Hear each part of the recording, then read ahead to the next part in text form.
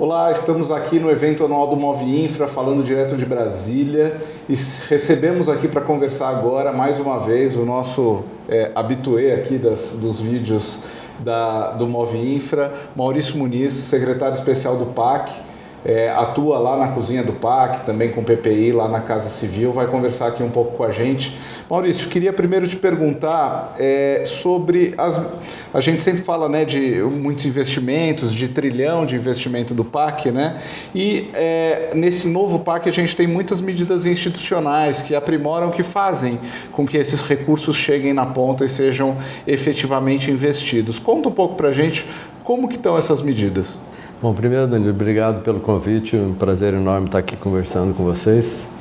E antes de entrar na questão, é importante ressaltar, né, que o presidente Lula, que criou o primeiro programa de aceleração do crescimento em 2007, depois lançou o segundo em 2010, né, que a Dilma deu continuidade, a presidenta Dilma deu continuidade em 11, 14, depois foi lançada uma terceira, né?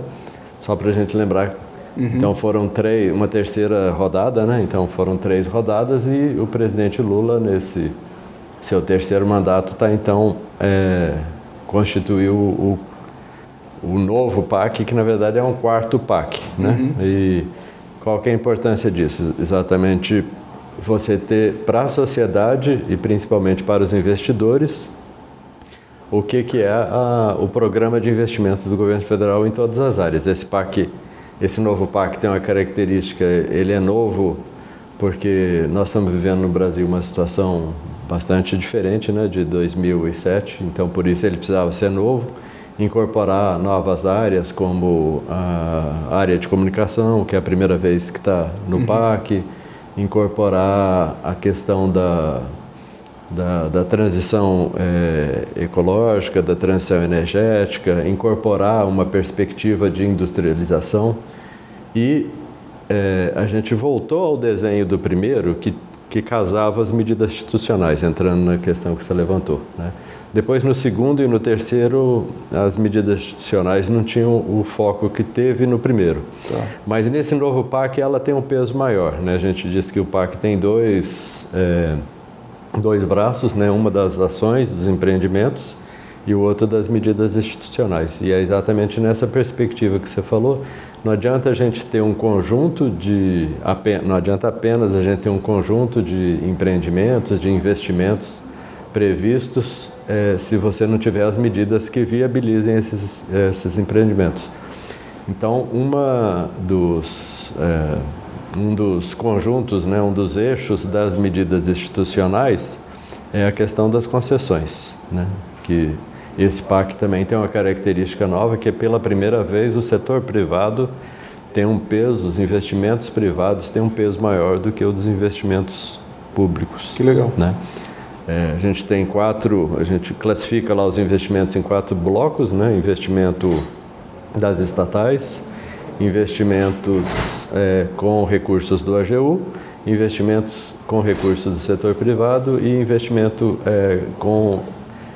aos estados e municípios com financiamento. Perfeito. Né? E o conjunto do 1 trilhão e 700 bilhões que estão no PAC, 630 e poucos bilhões, que é o maior volume de investimentos, é do setor privado. E esse investimento do setor privado, ele se dá principalmente através das concessões do setor elétrico, concessões do setor de logística, e ele que compõe, né? Então, para você viabilizar o investimento privado, e o investimento privado tem um peso significativo, você então tem que ter do lado do bloco das medidas institucionais uma preocupação do aperfeiçoamento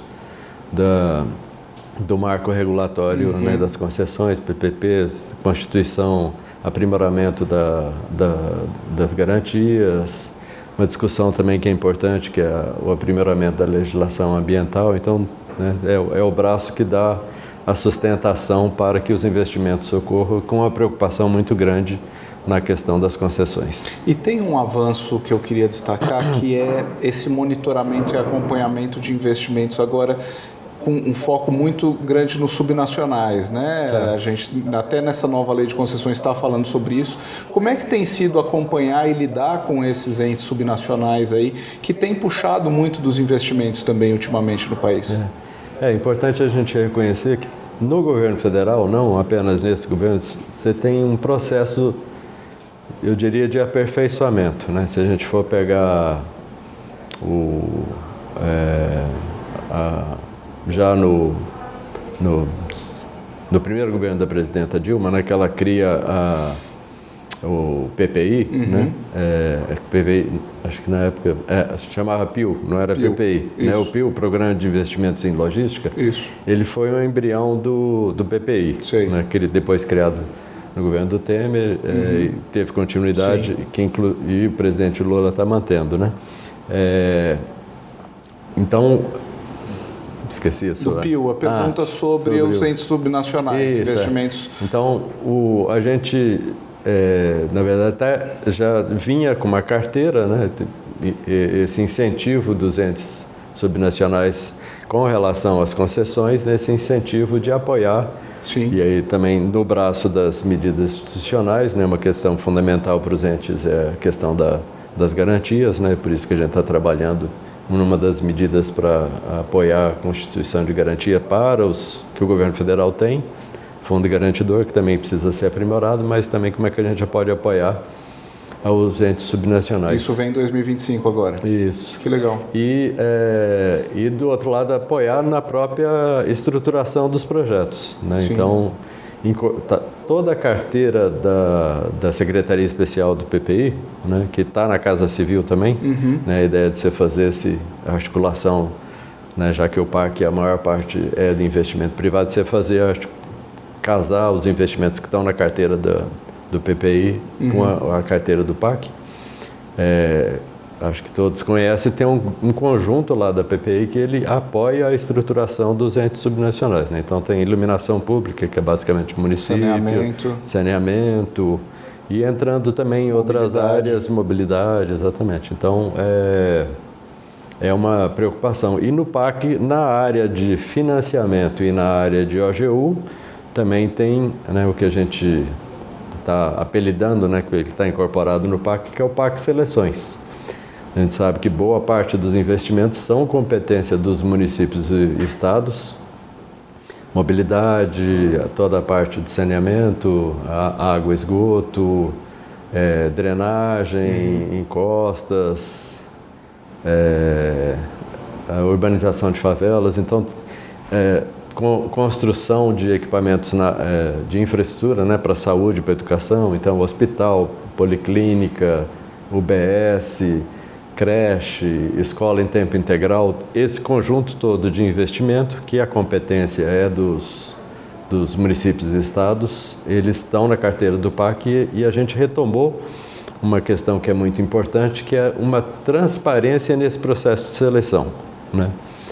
São processos onde sai um edital com os valores, com o que o governo federal está apoiando e quais são os critérios de seleção. Isso tudo é muito público, muito transparente e ele é contínuo.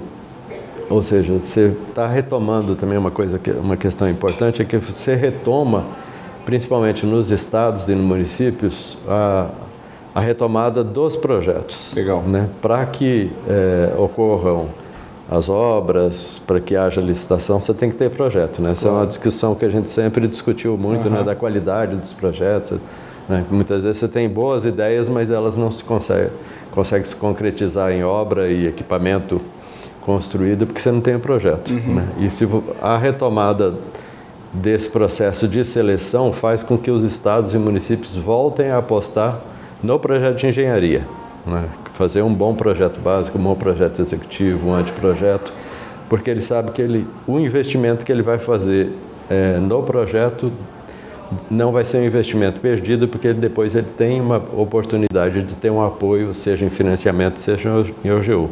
Então, realmente tem uma preocupação grande no plano em apoiar os entes subnacionais. E uma última questão, né? Claro. É importante que nesse PAC novo, o presidente Lula, inclusive, começou com uma abordagem diferente, que ele chamou os 27 governadores e incorporou vamos dizer assim, o planejamento de infraestrutura desses 27 governadores, né? Foi uma coisa meio simbólica, que na campanha ele falou: quero que cada governador apresente as 3 principais obras. Né? Ele falava em 3. Tem um estado só, não vou falar o nome aqui, que apresentou 3, mas tem estados com 20, com 30 prioridades. E principalmente aqueles estados que tinham um planejamento mais robusto, mais forte, né? Acabaram conseguindo incorporar, né? Então, as suas principais obras de infraestrutura no PAC, né? Esse foi um movimento também diferente desse PAC, né? Que era uma crítica que se fez aos PACs anteriores, de articular um plano nacional com os planos estaduais. Então, foi o primeiro movimento que ele fez e é super importante. Aí faltava incorporar os 5.400 municípios que a gente fez nesse processo de selecionar publicamente os principais investimentos, aqueles que têm projetos melhores, projetos mais avançados. E nos municípios, que agora a gente está tendo trocas de gestão, né, são projetos que atravessam, projetos de Estado, né, que atravessam mandatos de governos e prefeitos. Né? Isso, a gente está, a partir desse mês, a Secretaria de Relação, o Ministério, né, das Relações Institucionais, ele está já fazendo um trabalho de apresentar para os novos prefeitos. É claro que a gente teve nessa eleição a característica de 80% de quem era candidato à reeleição, né, foi reeleito, uma boa parte do prefeito fez o seu sucessor, então tem um movimento talvez mais favorável à continuidade. Ótimo. Mas nós estamos reforçando, né? Independente se foi o prefeito reeleito, se é sucessor do prefeito ou é um novo prefeito de um novo partido, a gente está reforçando, apresentando para ele o conjunto de empreendimentos que ele tem no PAC, né? Que não é do prefeito anterior, que é da cidade, e que, portanto, ele precisa dar continuidade. E para esses prefeitos entrantes, sejam novos, nós vamos a partir final a partir de dezembro do mês que vem, a gente já deve estar lançando também uma proposta de novas seleções, para que eles também tenham a oportunidade de implantar seus projetos próprios. Isso, exatamente. Que bacana. Vamos acompanhar. Legal. Maurício, obrigado mais uma vez aqui a sua presença. Estamos aqui com o Maurício Muniz, subchefe da Secretaria Especial de Articulação e Monitoramento da Casa Civil. Mais uma vez aqui, tivemos o prazer de estar com ele e acompanhar. Obrigado, viu? Eu que agradeço. Prazer. Até a próxima. Até mais.